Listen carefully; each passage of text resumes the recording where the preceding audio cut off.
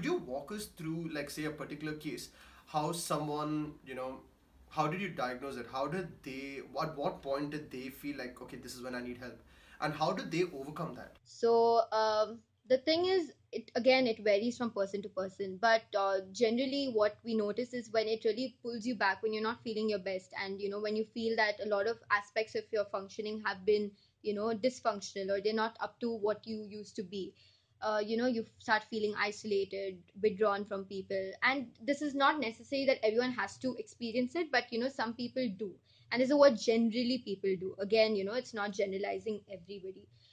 So early signs would be like, it depends on what issue they are going through. So if it's, for instance, like depression, it would be like, social withdrawal and, loss of appetite, sleep, or maybe an increase in appetite and sleep. Or you might have like, just fatigue, feeling really tired, and people call it laziness. So all of these things could be early signs. But again, it's not necessary that you have to tick the box to meet a diagnosis and label yourself, oh, I'm depressed. So these are just few early signs. Basically, you don't feel comfortable in your own skin. You feel like there's something wrong, but you don't address it because of the stigma around.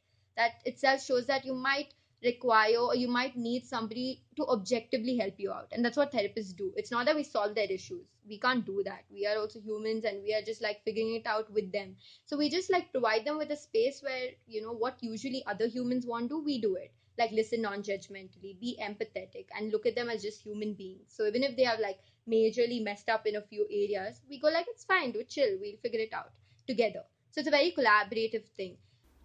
Is that why you were so accommodating of me in school?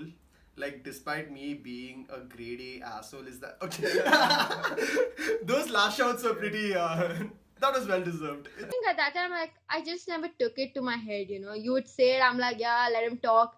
Who knew 5 years later? I never said it with malice, but all divergence aside, now when people do come up with those sort of, when they face that, right?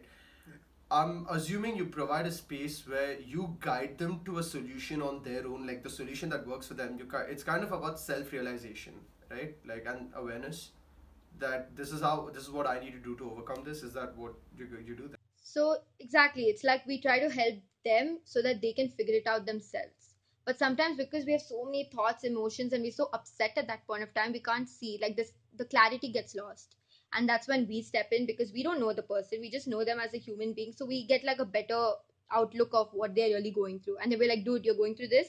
What do you want to do about it?" And even then, if they're not able to figure it out, we do suggest. It's not that we don't suggest at all, but we suggest it with a checkout, like, is this fine with you? So, you asked me previously about like a case and how did I know that, did they really get treated in the end? So, again, like I'll just share a little of it. So, it was like a 15-year-old girl, and she's an adolescent, and she was going through, she had vitiligo, and it's like a genetic condition. And there's not like any proper cure for it, as far as I know, but I might be wrong, I'm not sure. So she came in with a lot of self confidence issues, and she knew it was affecting her because every situation used to get her anxious. Like, what are people thinking about me? Am I being cool enough? Am I being accepted? Something we faced in school, like many of us. So, all of that started like creeping in, and she knew she needed help. So, she came, and we started working on, so many things, and we realized that the main cause of it was like fed from somewhere completely different. It wasn't even her.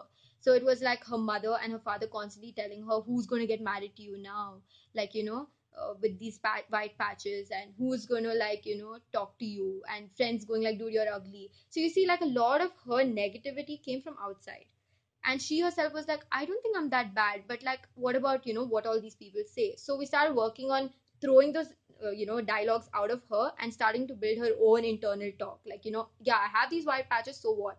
I'm good at music as well, I'm good at this as well, so it doesn't define me. And that's how she got empowered. How did you, like, go about that process? I'm very curious. Like, how did you get her to over time to embrace her positives? Like, what were those steps that you took?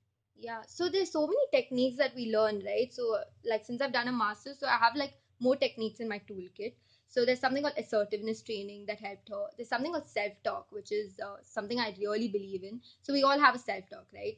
So we did a few visual exercises in which I told her to imagine herself in social situations, And she was like, okay, I'm telling this to myself right now in my mind. Okay.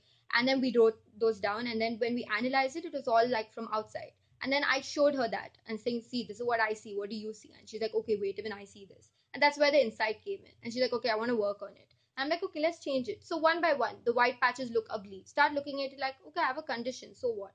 So like that's when she started changing her internal dialogue. And this happens over a period of time. It's not an overnight process, because for 15 years she's been fed one thing, and then all of a sudden after 5 sessions I'm like, change. So it took time, but I think by the end of our 15 sessions she was quite assertive. She could stand for herself.